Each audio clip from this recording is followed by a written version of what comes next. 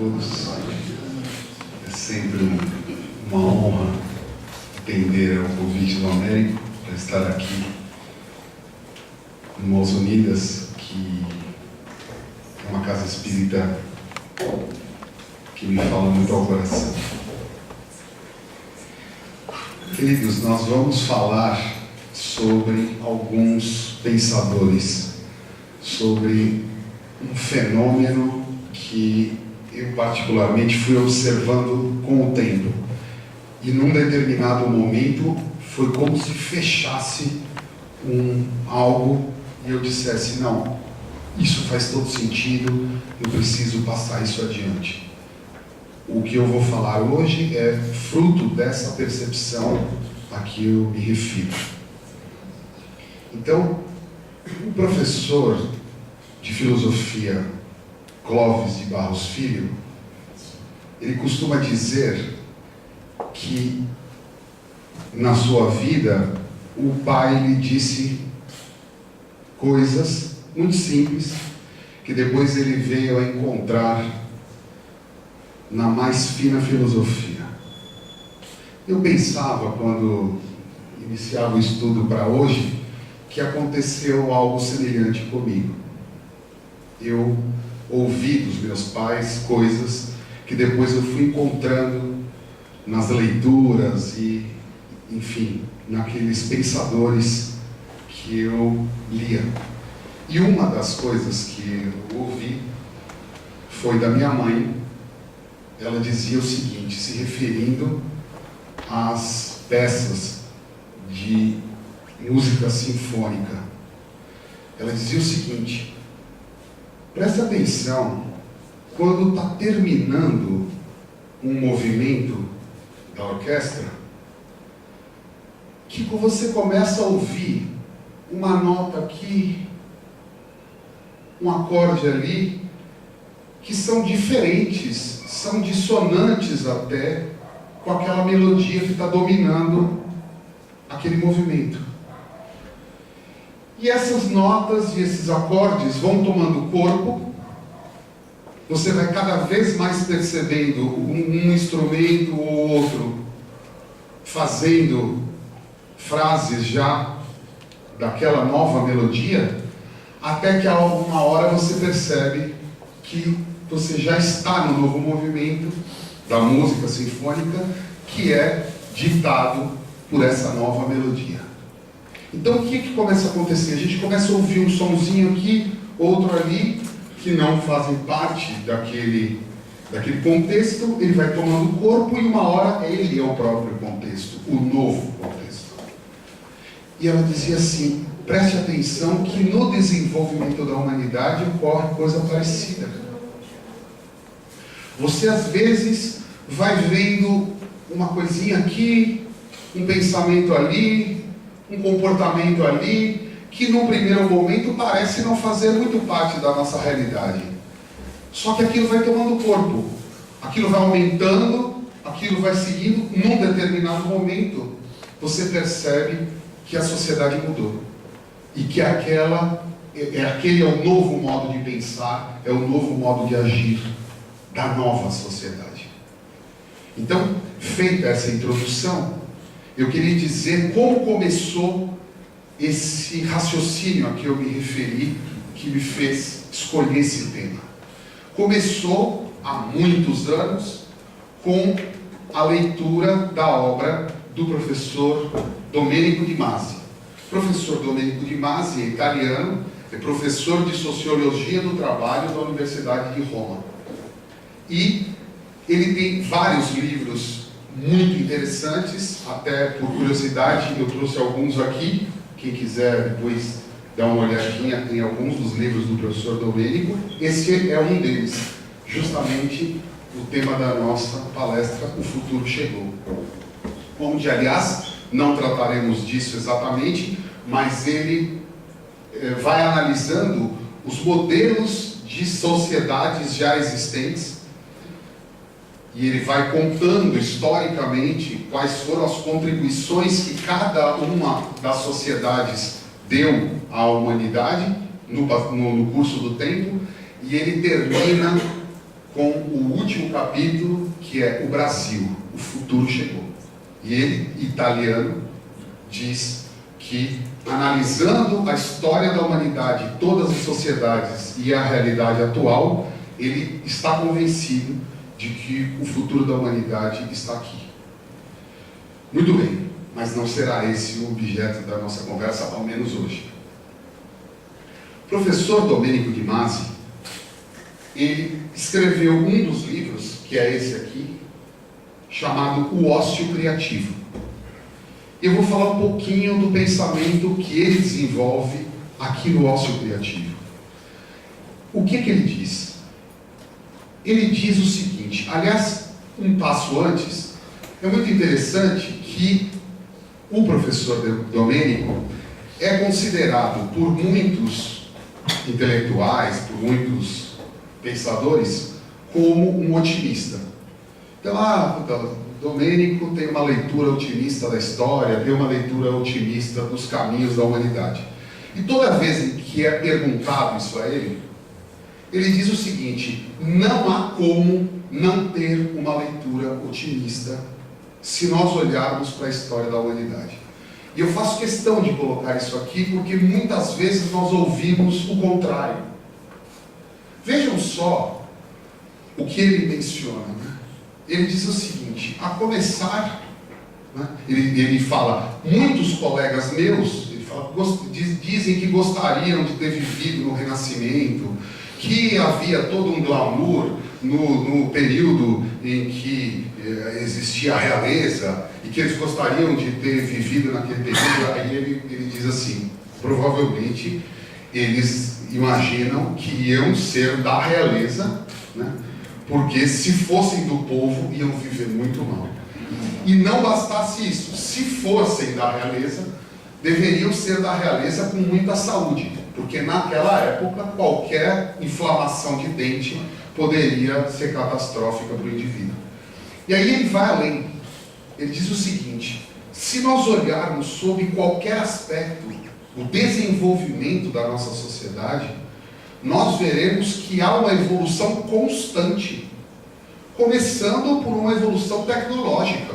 Ele diz, tomar um banho, há poucas décadas, na época dos nossos avós ou bisavós, era uma trabalheira danada. O indivíduo tinha que ir lá no poço, tirar a água do poço, depois acender o fogo, que já era uma aventura, aquecer a água, depois levar a água para uma banheira, misturar água fria com água quente, e detalhe, a família inteira ia tomar banho na mesma banheira, porque não dava para ficar trocando a água o tempo todo. Não tinha luz elétrica, não tinha água encanada, não tinha... E aí eu me lembro que uma entrevista que ele deu no Roda Viva, um dos entrevistadores disse assim, bom, mas ele estava falando da Grécia Antiga, ele disse, bom, mas na Grécia Antiga, as pessoas que eram os nobres e tudo mais, tinham escravos e que faziam o trabalho mais pesado para eles. Ele disse, nós temos muito mais escravos que eles. Basta pensar numa máquina de lavar roupa, numa máquina de lavar louça, numa enceradeira, numa coisa assim. Ele diz, se você for computar isso, hoje nós temos uma quantidade muito maior de escravos do que naquela época. E por falar em escravos, se nós pensarmos no desenvolvimento moral da humanidade, senhores, nós deixamos de ter escravos no Brasil há pouco mais de 100 anos. Naquele período, pessoas eram consideradas coisas porque tinham uma cor diferente. O indivíduo era vendido. Agora, imagina se a gente pode dizer que a sociedade não se desenvolveu moralmente de lá para cá. Mais do que isso, há pouco tempo, era normal as pessoas se reunirem numa praça para assistir ao linchamento de alguém, a assistir animais se defrontando com pessoas, coisas que hoje são absolutamente inimagináveis na nossa sociedade. O que dizer então da questão da natureza, dos animais?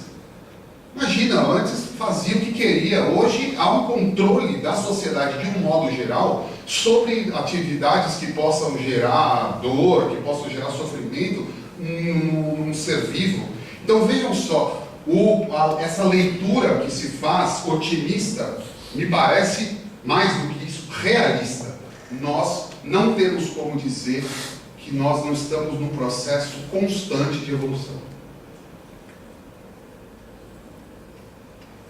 Aliás, os Espíritos nos dizem isso em profusão. Vamos adiante.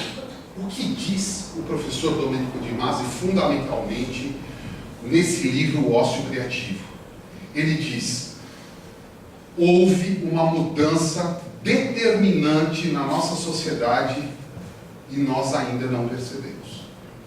Foi isso que me chamou a atenção há mais de década. Quando eu li o livro, eu falei, como pode?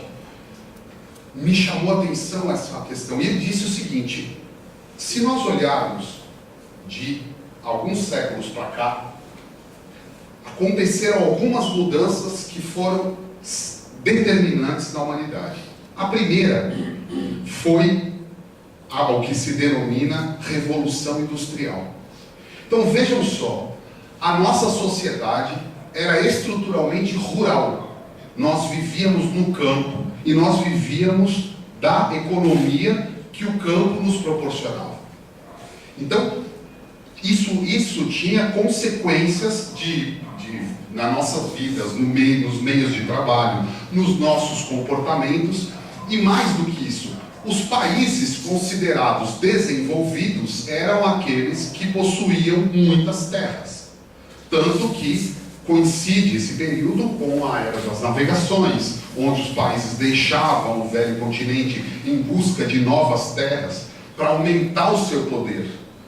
Mais do que isso, nós tínhamos, então, no mesmo período, a busca de colônias, para possibilitar que se tivesse, através do maior número de terra, um maior poder. Com o que se denomina de Revolução Industrial, mudou não só a matriz econômica, mudou não só a concepção econômica, como também toda a vida da sociedade. As pessoas passaram a viver nas cidades. O fato da indústria produzir bens em série acabou mudando os nossos hábitos. E o professor Domênico analisa isso em detalhes para dizer que foi um momento determinante da nossa sociedade. A forma como as cidades são concebidas, a forma como a nossa vida está estruturada, nós veremos como a nossa educação está estruturada, o nosso modo de trabalhar está muito relacionado com esse movimento. Então vem a era industrial e traz com ela todas essas consequências. Uma delas é essa, de que o indivíduo trabalha de modo repetitivo dentro de uma fábrica onde ele não tem contato com o exterior. Então lá dentro da fábrica é um universo onde ele não sai, ele entra e de lá não sai mais durante todo aquele período, realizando uma atividade repetitiva. Quando chegam as máquinas, que é o que se denomina da Revolução Industrial, este indivíduo, né, que está lá ainda trabalhando no campo, o camponês, deixa de ter razão de continuar a sua atividade. Por quê? Porque chegam os tratores, chegam as colhedeiras, chegam as máquinas que, com muito mais agilidade, com muito mais eficiência, fazem o trabalho que antes era feito pelo homem. Então o homem se muda do campo, vai para a cidade e passa a realizar um trabalho que é esse repetitivo, que é compatível com essa era industrial. Acontece que, se nós olharmos na história, não para aí. Nós fomos tendo um desenvolvimento tecnológico e com a chegada dos computadores, isso teve uma grande virada. Por que razão? Porque também o trabalho intelectual repetitivo passou a ser feito pela máquina, no caso o computador. O computador faz contas com muito mais eficiência e mais agilidade que qualquer um de nós. O computador faz coisas que nós nem imaginávamos no passado. Então, o que o professor Domênico nos traz como uma realidade houve uma mudança onde não só o trabalho braçal foi substituído pela máquina, mas também o trabalho intelectual está sendo cada vez mais substituído pela máquina, o trabalho repetitivo. O que sobra para o homem? Sobra para o homem a criatividade. O trabalho criativo é aquele que distingue o indivíduo das máquinas. Porque, repito, mesmo o trabalho intelectual, se não tiver elementos de criatividade, hoje já podem ser substituídos por uma máquina. Agora, vejam só, tem algumas consequências que saem daí que são de extrema importância para nós. Vejam, a primeira consequência que chama a atenção é que cada vez que a tecnologia se desenvolve e novas habilidades vão sendo possíveis de serem desenvolvidas por computador, menos vagas de trabalho existem para os seres humanos. Então, o que acontece e que está num processo que vai aumentar necessariamente é que nós vamos ter cada vez menos postos de trabalho, porque as máquinas, os computadores, os equipamentos estão tomando uma parte das atividades que o homem exercia. Então vejam só, qual é a resposta que existe para isso? Porque o professor Domênico coloca, esse é um fato.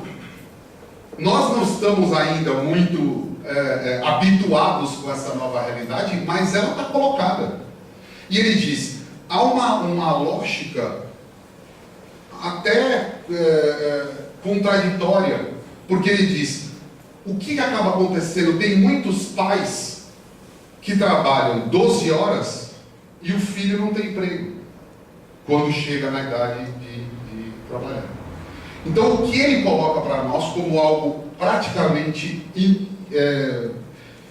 impossível de não se realizar é que a solução para isso vai ser a redução das jornadas de trabalho.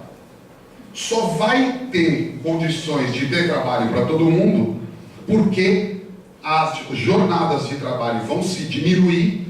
Então, ao invés do indivíduo trabalhar, por exemplo, 8 horas, ele vai trabalhar 4 horas e depois as outras 4 vão ser outras pessoas.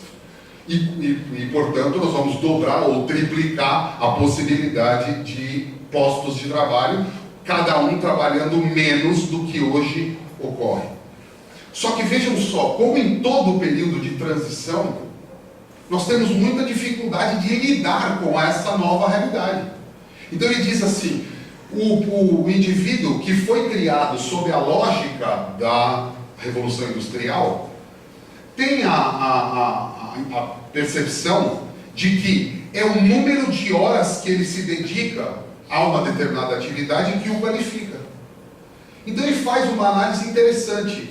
Ele diz, com a tecnologia, e ele traz estudos a respeito disso, a maioria dos trabalhos que antes eram feitos nas jornadas tradicionais de 8 horas podem ser feitas em 4.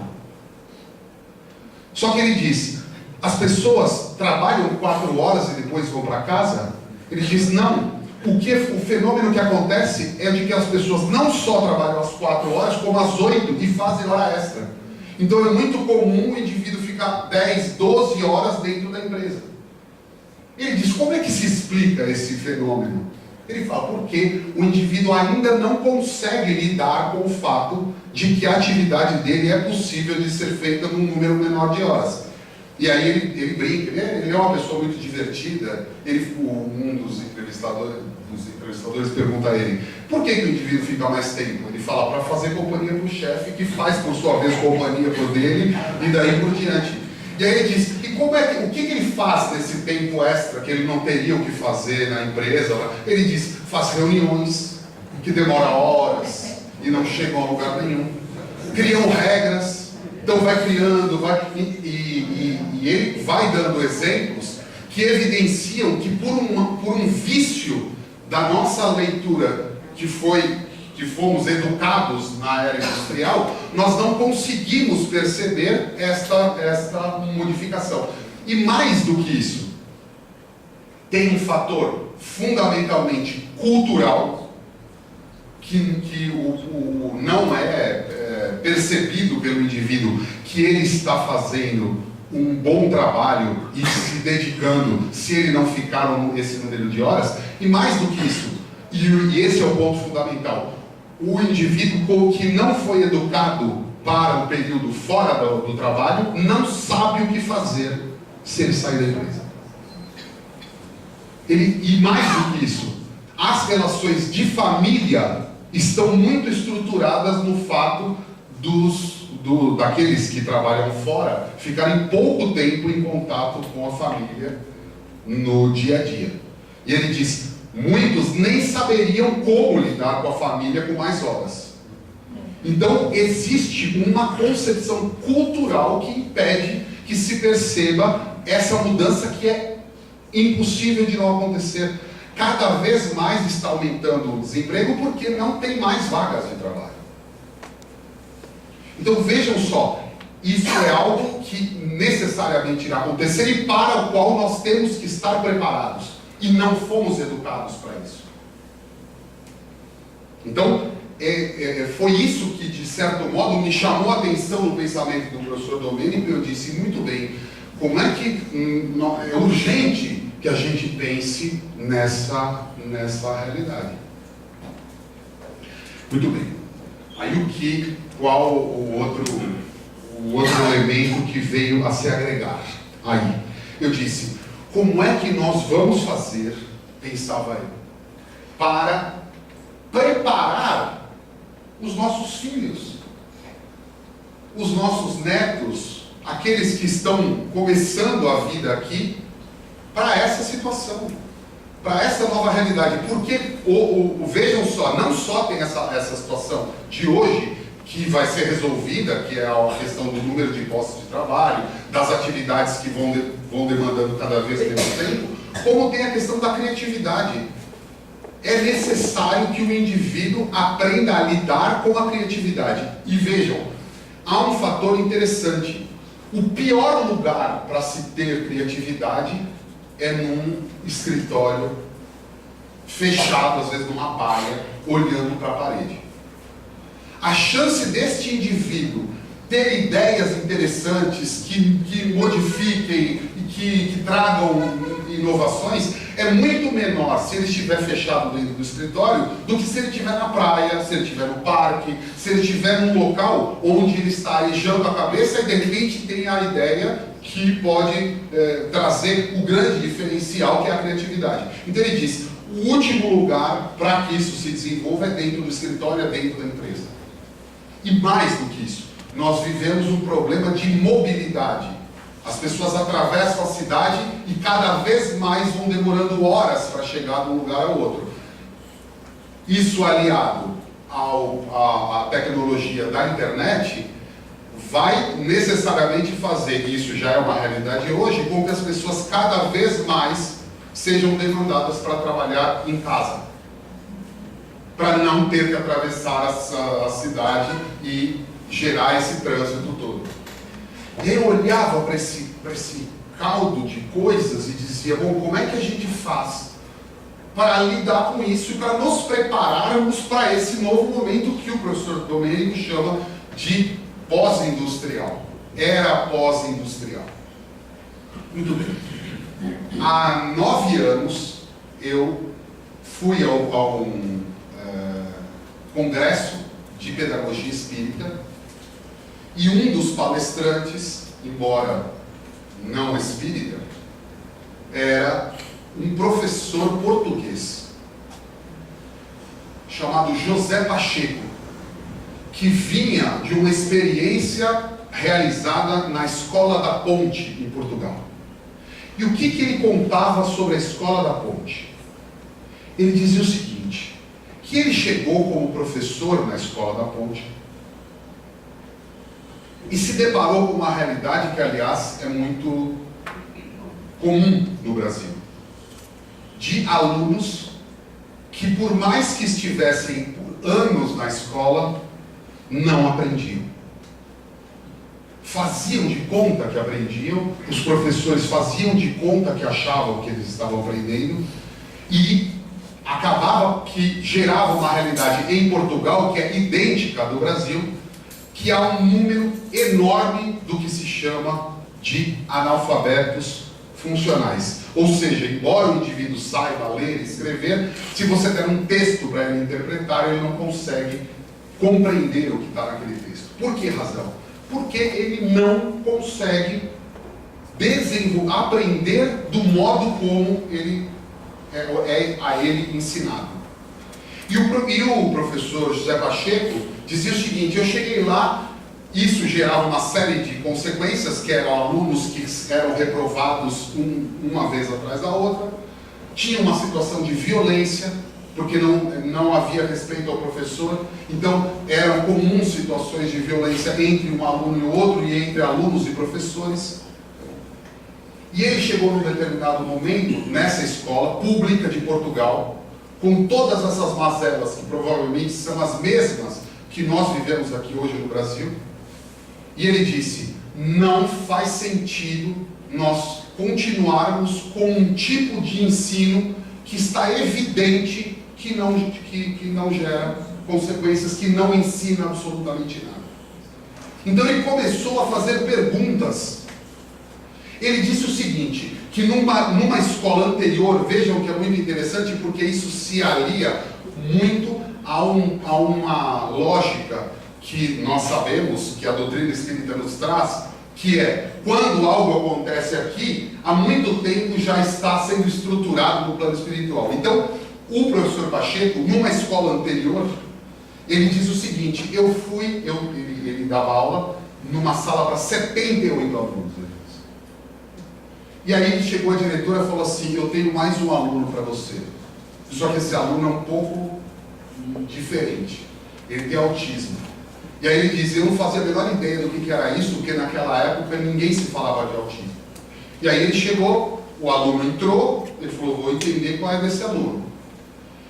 Deu uma atividade para os demais alunos, veio chegando perto do aluno, e o aluno começou a fazer esse movimento. E ele não entendia nada do que ele vai fazer a partir daí. Ele foi lá olhar a ficha do aluno. E aí dizia que o aluno tinha agredido a uma professora na escola anterior, porque a professora chegou perto dele e ele puxou a professora pelos brincos. E veio brincou ele e tudo, né? Aí ele falou assim: eu naquele momento me senti sozinho. Ele olhou e falou assim: eu não sei lidar com essa criança. Só que isso, porque já estava havendo, eu não tenho dúvida, uma preparação desse indivíduo, ele falou assim: o professor não pode ser sozinho. A atividade de ensino não pode ser de um indivíduo à frente de uma sala. Nós precisamos atuar coletivamente entre os professores. E ele ficou com aquilo na cabeça. Ele ficou com aquela história na cabeça. Quando ele chega na escola da ponte e vê essa situação, ele começa a conversar com outros professores, e os professores dizem o seguinte: a coletividade de professores junto com ele chegam à seguinte conclusão: nós precisamos voltar ao zero, fazer perguntas, e toda pergunta que não tiver uma resposta clara está abolida, está abolido aquilo que eu estou perguntando. Então ele dizia assim: bom, na coletividade de professores, por que razão que nós dividimos os alunos em classes?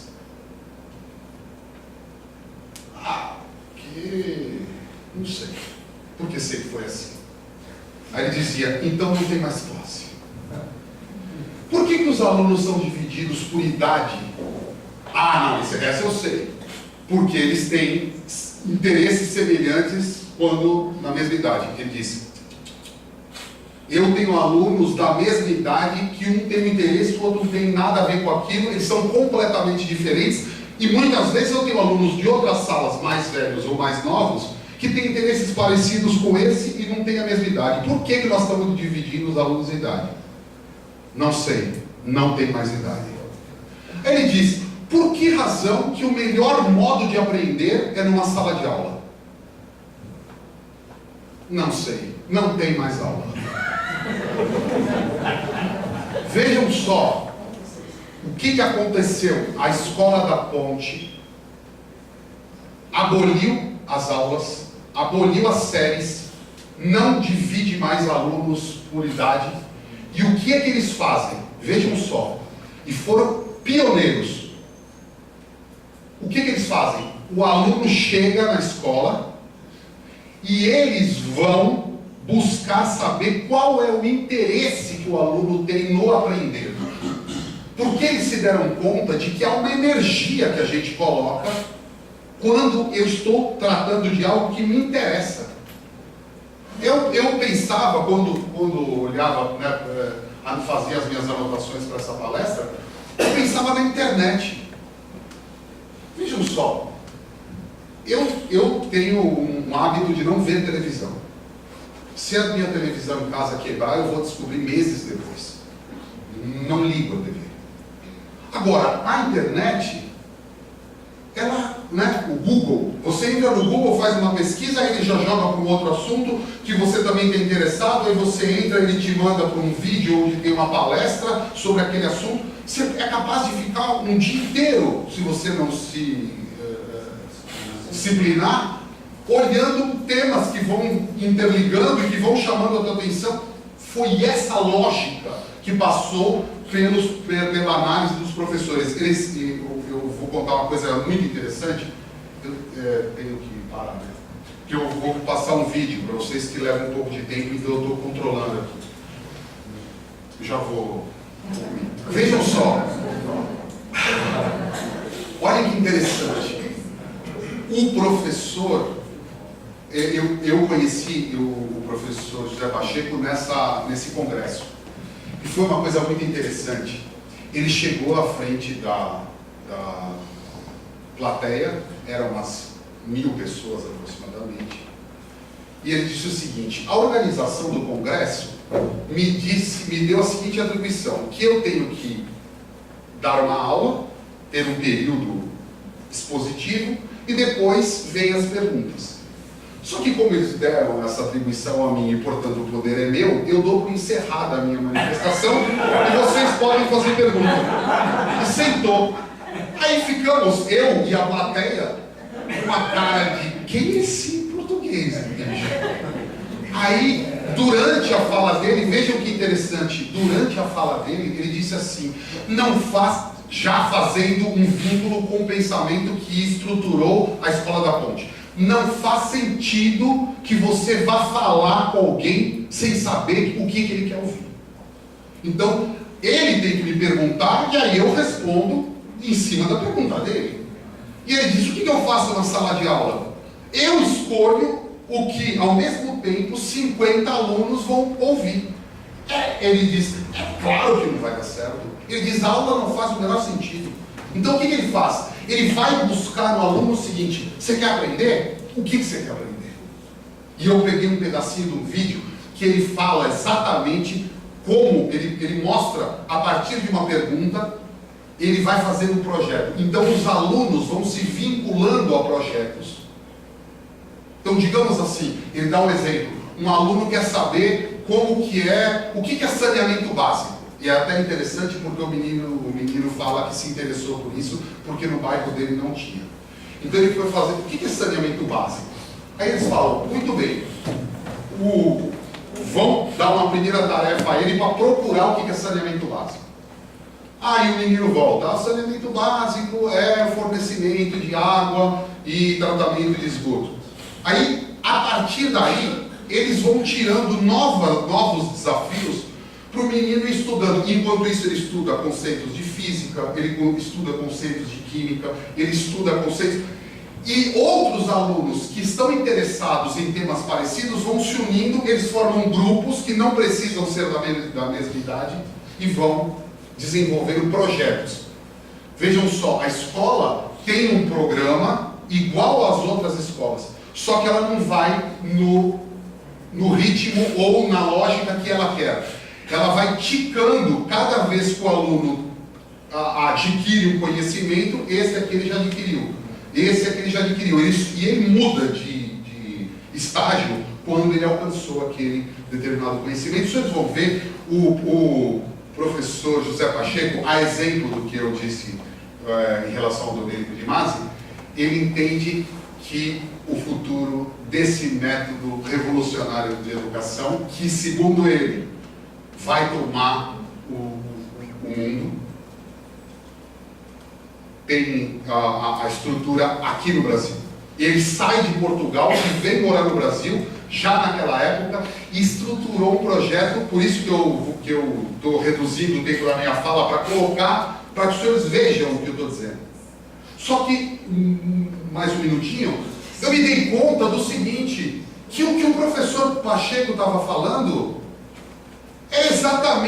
casava exatamente com o que o Domênico de Masi dizia. Eu pensei, essa é a educação para essa nova era. Esse cara sai com uma criatividade necessária para enfrentar esse mundo novo. E aí, por força das atividades da Rádio Boa Nova, um belo dia nós vamos fazer um programa e vamos falar sobre uma tal de APAC. O que é a APAC?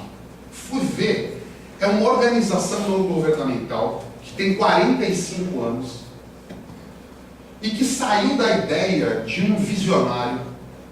Esse indivíduo olhou com um olhar de criança, com um olhar que quer aprender.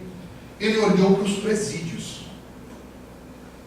Ele disse o seguinte: não é possível que não tenha outro jeito de tratar essas pessoas, senão desse que nós estamos fazendo há séculos. Não é possível que alguém possa admitir que um indivíduo que cometeu um ilícito contra a sociedade possa ser tratado daquele modo e caríssimo e sair de lá pior do que entrou. É uma loucura. O que aconteceu? Ele criou uma associação. E os senhores provavelmente vão ficar tão boquiabertos quanto eu fiquei. Não conto. Os senhores verão agora, então, um primeiro vídeo do projeto que está sendo desenvolvido. Acho que pode.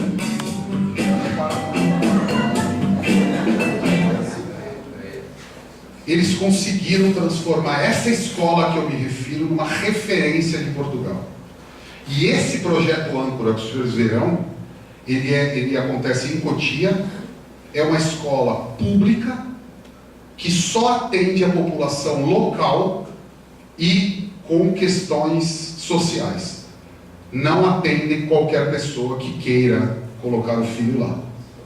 Vejam só. É porque aqui nas outras escolas aqui, hoje a gente vai fazer matemática e depois ciências. A gente não pega o livro e todo mundo faz a mesma coisa.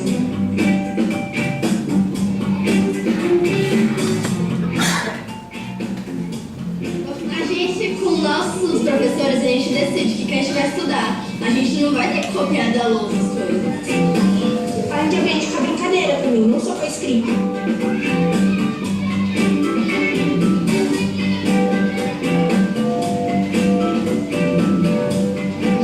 A gente tem as salas de estudos, só que tipo assim, a gente não fica olhando para a lousa com a professora lá na frente. A gente pega computadores, livros e a gente pode estudar com os nossos amigos.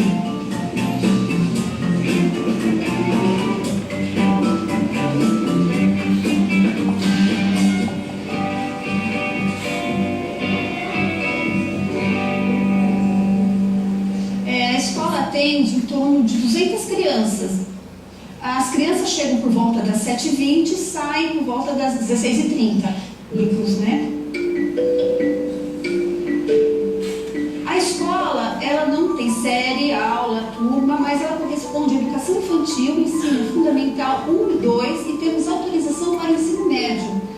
Portanto, optamos por ainda não oferecer o ensino médio, porque estamos consolidando o trabalho pedagógico para podermos atender um novo público.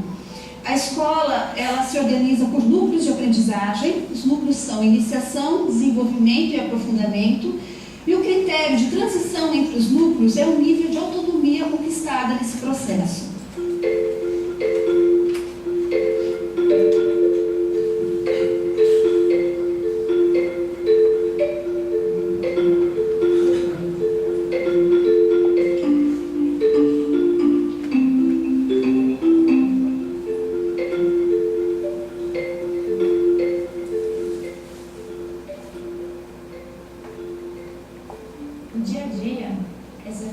faz um planejamento do dia, seja mais acompanhado ou mais autônomo, de acordo com o núcleo que ela está, né? Porque então tem os tutores em todos os núcleos. E esse planejamento é essencial para ela ter uma segurança e uma clareza do que ela vai fazer durante o dia. Minha rotina, eu chego, eu vou, faço meu planejamento, eu pego meu caderno na parte de planejamento e coloco tipo assim, 7h20 chegada, 8 horas, pesquisa sobre os índios, 9 horas, skate / lanche. Aí eu vou fazendo e o tutor só avalia, vê se meu planejamento está certo. Quinzenalmente, a gente tem um roteiro de estudos, que a gente coloca tudo que a gente precisa aprender lá, de acordo com o nosso interesse, e o que a gente precisa aprender também, porque a gente precisa dá pra ficar estudando línguas e sem ter só geografia, e às vezes as pessoas perguntam, mas como vocês aprendem outras matérias? O nosso jeito, o nosso método de estudar, de aprender, é pelo roteiro mesmo e pelo planejamento do dia. Nós temos aqui todo o trabalho pautado na lei. Não somos uma escola revolucionária e nem queremos fazer algo que prejudique as crianças ou que eles não tenham como depois comprovar a continuidade de sua escolarização. Nós não partimos de um objetivo nosso, nós não elencamos quais os objetivos que queremos que a criança aprenda naquele ano, naquele tempo.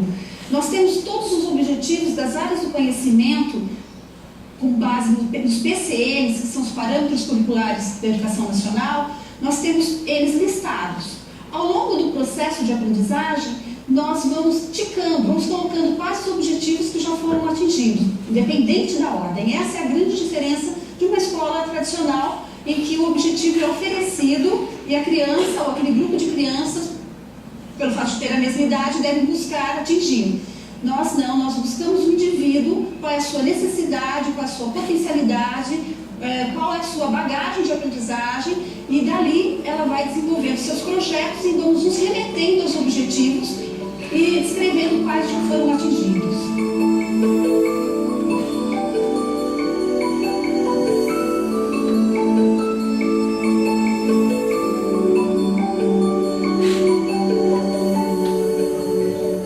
O Âncora é uma escola diferente, bem diferente do que a gente está acostumado, porque ele preza bastante pela autonomia dos educandos.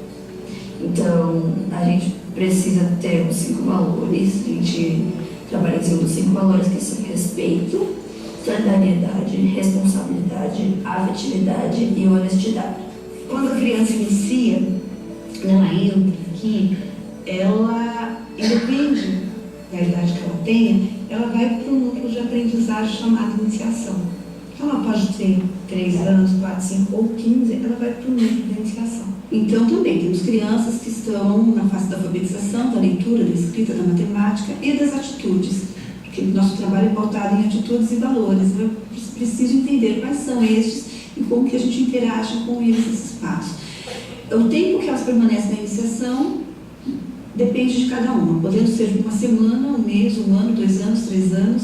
Então, os educadores estão preparados para recebê-las e dar a elas o atendimento necessário, nesse âmbito coletivo, mas também na perspectiva individual. Vamos ter ao máximo... Parar um minutinho para fazer uma observação. Vocês viram que ela elencou que tem alguns princípios que eles têm que seguir. Valores. Vejam que interessante. Nós vamos olhar agora uma reunião. Eles fazem sempre reuniões com os alunos. E aí eles vão tomando decisões e cada ideia que um aluno dá é analisada a partir desses valores. Se está de acordo com os valores e a partir daí é aprovado. Vocês vão ver o processo, que interessante. Colocar os assuntos que interessam a todos para serem discutidos antes das normas, tá? Tem um problema. Estão começando a sumir lápis e aparecer outros tipos de lápis que não são dessa sala ou a gente não está usando. Também estou colocando lápis dentro dos cadernos. Eu acho que deve montar um grupo para listar todos os cadernos para ver se tem lápis lá dentro, para não ficar com poucos lápis. a ideia da Ana Lívia. O que eu acho é que revistar os cadernos é meio que uma falta de respeito, porque vai sair por aí olhando os cadernos de todo mundo. As pessoas têm coisas que não é pra ver, tipo senha de alguma coisa. A iniciação tem os objetivos muito relacionados a contextualizar as crianças no que é a educação para o projeto Âncora. Então, entender que o conteúdo não é o mais importante, que sem aprender a me relacionar é muito difícil ou muito superficial que eu aprenda os conteúdos. Escutar uma opinião diferente da minha, saber lidar com ela, agir afetivamente mesmo quando eu sou contrariado, é tão importante quanto eu aprender a fazer uma produção textual com clareza, com coesão, com pontuação. Então, nós podemos aprender a lidar com o coletivo, aprender a lidar com o que é de todos, de maneira responsável, solidária, honesta, para que a gente possa também, na sociedade, poder usar banheiro público, poder usar orelhão público. Para isso que acontecer depende de nós, né? E a gente precisa aprender a lidar com o que é público. E a gente aprende isso aqui também. Fazemos como? Então, aqui a gente não planeja para o aluno. Sabe aquela coisa? Vou planejar a aula, vou planejar... Não. Nós ensinamos, porque fazemos juntos, o aluno a planejar. Então, o aluno, ele vai planejando, ele vai aprendendo a planejar o tempo dele, então ele vai gerindo, vai aprendendo a gerir o tempo, que é algo dificílimo, parece fácil, mas não é. Porque para eu gerir meu tempo, eu preciso começar a me conhecer e perceber o que eu consigo dar conta ou não e em que espaço de tempo que é isso. No semestre passado, a gente fez uma autoavaliação, todo mundo. Aí eu mesma eu senti que eu tinha que ir para o pré-desenvolvimento, porque no desenvolvimento eu estava muito libertado e eu não conseguia terminar meu roteiro no prazo. Aí eu fui pro pré e agora eu tô conseguindo.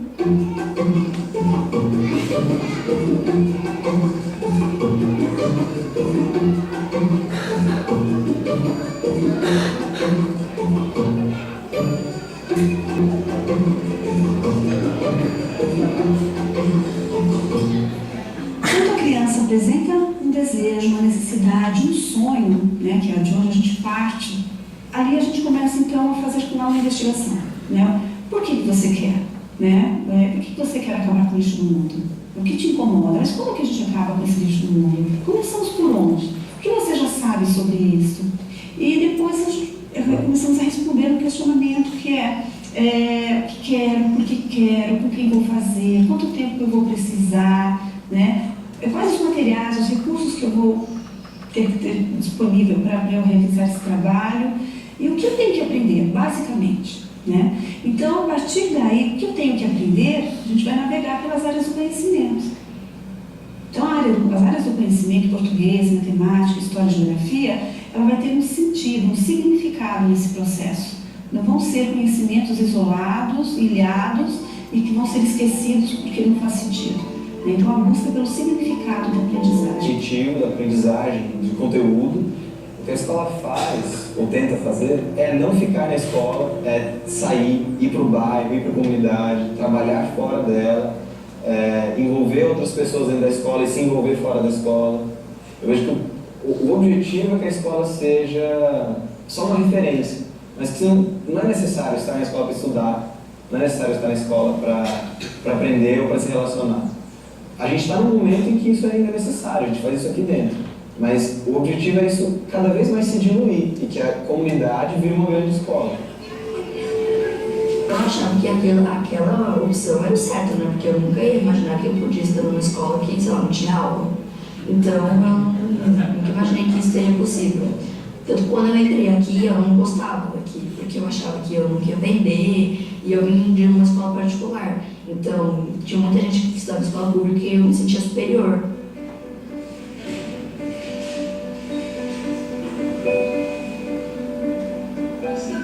Ela já chegou chorando, realmente chorava, falando que ela não ia aprender. Que tudo que eles estavam dando aqui para ela já sabia. mas eu gosto assim da forma que eles trabalham a criança, no desenvolvimento da criança, de puxar da criança aquilo que ela tem de melhor, de incentivar naquilo que a criança gosta, que aqui eles esperam o tempo da criança, o tempo para aprender, o tempo trabalha junto, ninguém aprende no mesmo tempo que o outro, ninguém tem o mesmo ritmo que o outro. Como a gente não tem turma, não tem série, nós também não temos blocos de coisas prontas para o primeiro ano, para o segundo ano, para a série, né? Então aqui não há limite, tanto que nós temos crianças 11, 12 anos que em determinadas situações chegam até conteúdos do ensino médio. Eu não posso determinar o tempo do outro.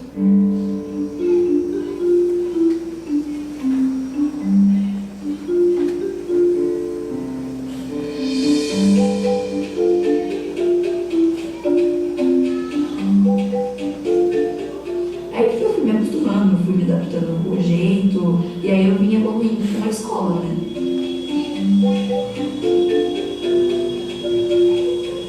Eu percebi isso quando eu comecei a fazer o projeto de letras, assim. Aí a gente foi na biblioteca e a gente voltou, eu tinha que fazer um texto, assim, contando sobre. E eu terminei o texto, daí eu pedi pra Cláudia ler e tal. Aí ela terminou assim, aí ela falou, nossa, não tem um erro ortográfico nisso aqui. E aí eu falei, nossa, como assim não tem nada? Não tinha uma vírgula fora de lugar, não tinha um ponto fora de lugar. Eu estava aprendendo, óbvio que eu estava aprendendo com outros pais, com outras coisas, mas quando eu escrevi esse texto que eu vi que não tinha nada assim, eu, nossa, isso aqui vale a pena mesmo. Eu quero continuar aqui, o ensino médio, o ensino fundamental, vou colocar meus filhos aqui. Porque foi quando eu me vi assim, que além de ter uma proximidade muito, muito forte assim, para o meu português, enfim, eu vi que isso estava fazendo sentido para mim. Eu mesmo aprendendo com os meus colegas do tanto que a gente aprende aqui. Então, eu me sinto muito segura em relação ao âncora e ao meu aprendizado. Nós sabemos que uma criança está pronta para o ensino médio quando ela cumpriu todos os objetivos do currículo nacional, de todas as áreas do conhecimento. Não negamos isso é muito importante, né, que é o currículo objetivo. Agora, como que a gente pensa no menino que vai para o ensino médio? Esse menino, ele, além de ter cumprido todas as áreas do conhecimento, ele aprendeu a aprender. Né? Então, ele está pronto para descobrir ou trilhar caminhos que ele possa escolher seguramente, porque ele sabe que ele vai enfrentar dificuldades, que ele vai precisar de pessoas para apoiá-lo, que ele vai precisar de informações das áreas do conhecimento, mas ele aprendeu a aprender. E quando se aprende a aprender, não se tem limite para nada, a gente pode qualquer coisa. É o depoimento dos meninos que saem daqui e depois vão para suas outras escolas e todos perguntam, mas como foi, né? E como foi estar sentado numa sala de aula, um atrás do outro? Eu aprendi a aprender. Se o professor está falando algo que não me interessa, é você buscar essa informação que me interessa. Se eu não entendi o que ele disse, da maneira que ele disse, eu sei que eu posso buscar essa informação de outra maneira, né? E mais, a gente começa a ouvir esses meninos dizendo, olha, eu estou organizando o Grêmio Estudantil, nós já estamos fazendo prefeitorias para a escola, já envolvemos a prefeitura nesse processo, o que eu fiz aqui, eu estou conseguindo desenvolver também nesta escola. Então a gente ouve depoimentos muito bacanas em relação a isso.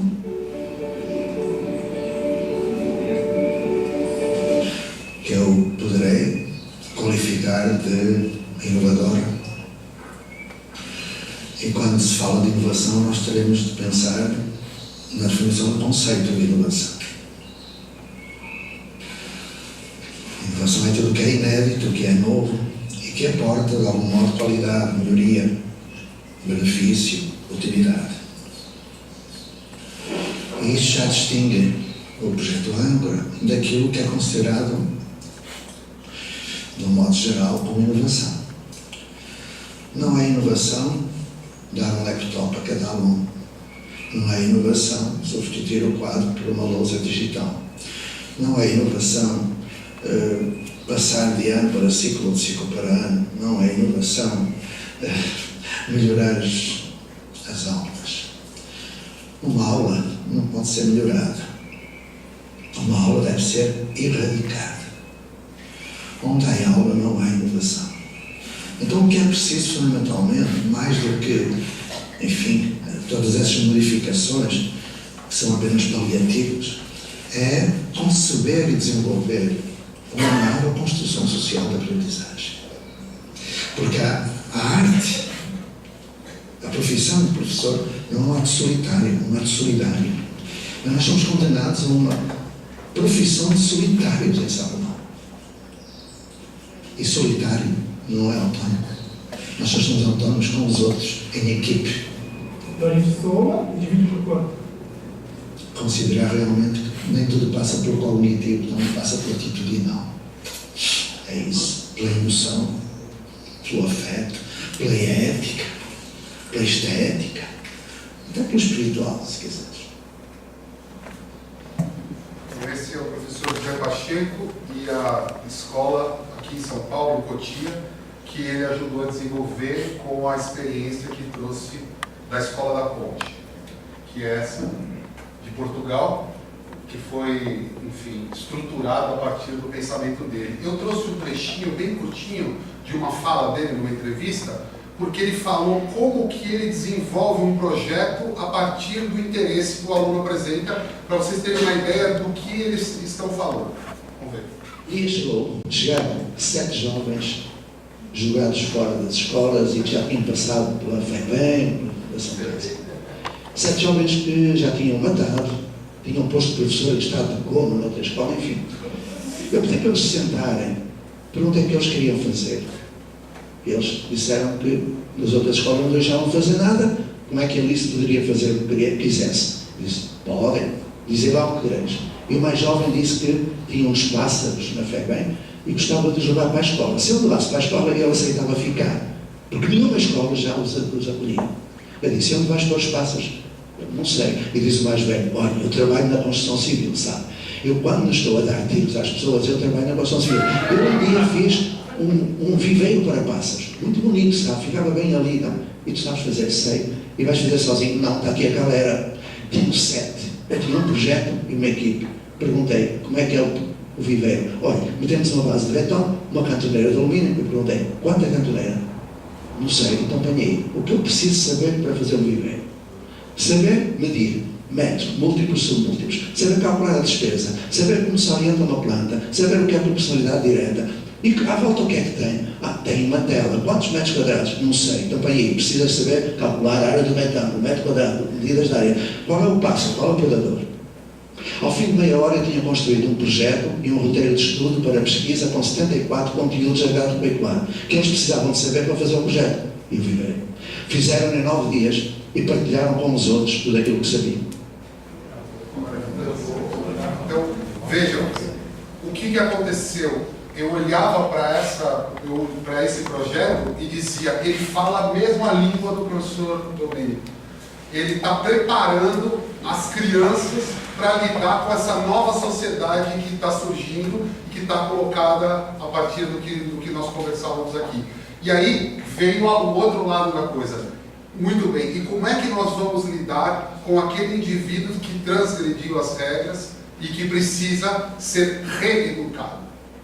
E aí veio esse projeto APAC, que também me parece é o outro lado da história, mas segue os mesmos princípios, a mesma lógica.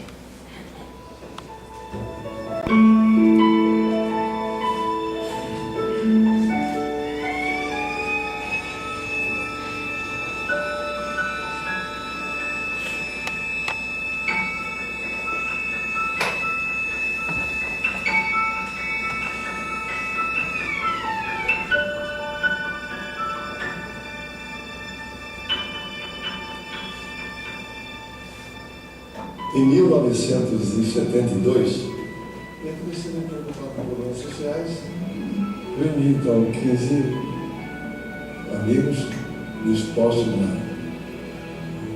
a desenvolver um trabalho nesse sentido. Quando nós tomamos conhecimento da grave situação do sistema prisional brasileiro, nós decidimos juntos inovar. Então, tudo que se faz, nós não faremos aqui.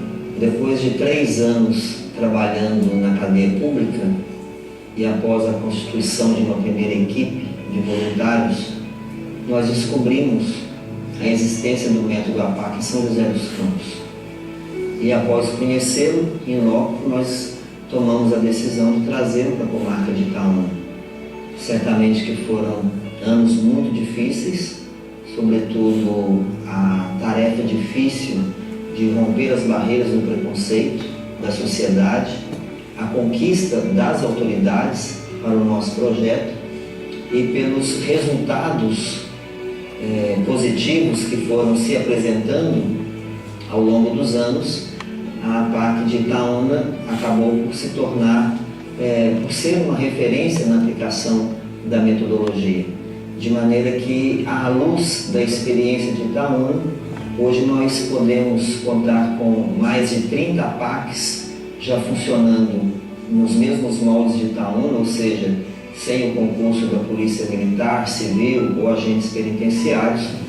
Temos mais de 40 APACs em diferentes estágios de construção em 18 estados do Brasil e temos também experiências de APACs já funcionando em 23 outros países do mundo. Eu conheci a APAC em 1985 num seminário e confesso que fiquei impressionado, mas ao mesmo tempo incrédulo de ouvir falar de um presídio, né?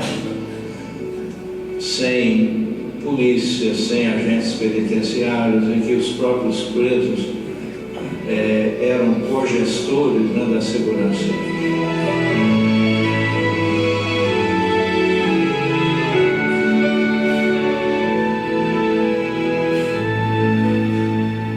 Um dia, então, eu tive a oportunidade de ir para a PAC, a primeira PAC, a PAC mãe, e quando eu cheguei, eu não acreditei que aquilo era um presídio, né? Um lugar onde tinha preso, porque quando tem preso tem que ter polícia, tem que ter arma, tem que ter algema, tem que ter spray de pimenta, maus tratos, né? Superlotação, cela suja, comida ruim. Aí no sistema comum a gente não tem outra opção que você ficar deitado em cima do colchão esperando a marmita e esperando algo diferente que seja de ruim. A gente nunca espera coisas boas no sistema comum, a gente sempre espera coisas ruins. Passei 20 anos no sistema comum como monstro, né? Lutando com a minha sobrevivência.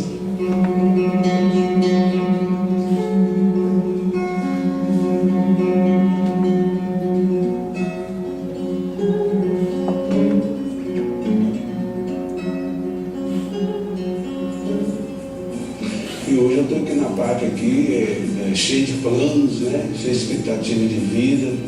Então a PAC para mim hoje, entre aspas, está sendo tudo para mim.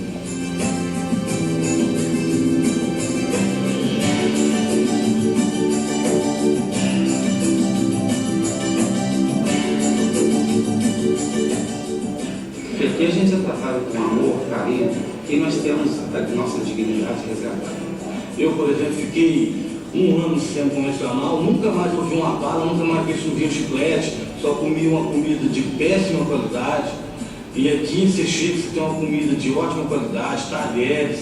Tem Lucas, que é a alegria nossa, aquele amor que a gente sente pelo filho da gente, aquele carinho deles estar longe, a gente deposita assim. Como o Lucas, ele brinca demais, assim, toda hora que você olha pra ele ri. Eu fiquei 11 meses lá no presídio, 11 meses sem ver minhas 2 meninas. Eu cheguei aqui, primeiro dia que eu cheguei, eu achei estranho, diferente, porque eu cheguei, passou umas meia hora, as meninas chegou também, para mim poder estar vendo elas, né? Eu acho isso muito interessante, né? A recuperação do homem, o suporte da família. Então, o suporte de tudo veio por excesso. Graças a Deus, esse suporte eu tenho uma esposa maravilhosa que me apoia, me acompanha há muitos anos e hoje trabalha voluntariado e funcionário de uma parte feminina. Gostou dela ser uma grande apostolada, está lá trabalhando. Mas o que a gente vê constantemente nas APACs, a transformação de um bandido em cidadão, faz a gente acreditar. Pessoas que já haviam desistido de estudar, já nem sonhavam com isso, estudaram, fizeram o curso fundamental, estão progredindo muito, estão sendo profissionalizados.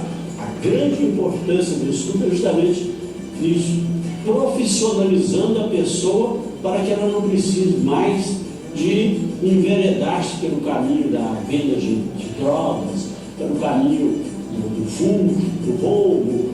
Isso acaba com a sociedade. A partir do momento que aqui eles pegam a profissão de cabeleireiro, jardineiro, pedreiro, não importa.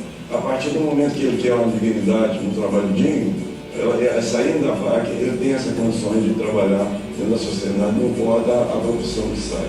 E o mais importante é que eu entrei aqui também analfabeto, formei aqui dentro da PAC, tive 7 cursos profissionalizantes aqui, entendeu? Essa experiência que eu tenho da PAC. Quando eu cheguei na PAC, eu não tinha nem o primeiro grau completo. Então, eu acho que foi de grande importância para a minha vida também eu poder ter concluído o primeiro grau e também o segundo grau dentro da PAC. Tivemos a oportunidade de estar conhecendo o Senai, fazendo o curso de qualificação de eletricista industrial, um projeto que tinha como parceiros a PAC, o Senai e a Usiminas, a empresa onde eu trabalho hoje. Aqui eu pude recomeçar de novo, ver os valores que eu tenho e, como se diz, o que eu fazia lá fora, as mãos que eu ajudava os filhos dos outros. Aqui eu estou aprendendo que vai ser através das minhas mãos que eu vou conseguir arrancar o sustento dos meus filhos, minha família. Então, depois que eu subi para a PAC, eu vi que a minha dignidade, o meu respeito, meu amor próprio foi recuperado, porque a PAC me propôs isso de novo. A PAC está me dando a oportunidade de estar trabalhando no setor jurídico, ajudando os estagiários, está sendo muito bom para mim. Depois de quase 14 anos, eu ganhei meu elevador profissional, fui convidado para trabalhar na PAC, então pela experiência que eu tinha já no método da PAC, do sistema convencional também, conhecendo os dois lados da moeda. Recuperando hoje na PAC, as APACs estão recuperando, tem tudo para sair transformado, para ter uma nova vida, conciliar com a família, com a sociedade. A cada recuperando empregado é um revólver a menos nas ruas.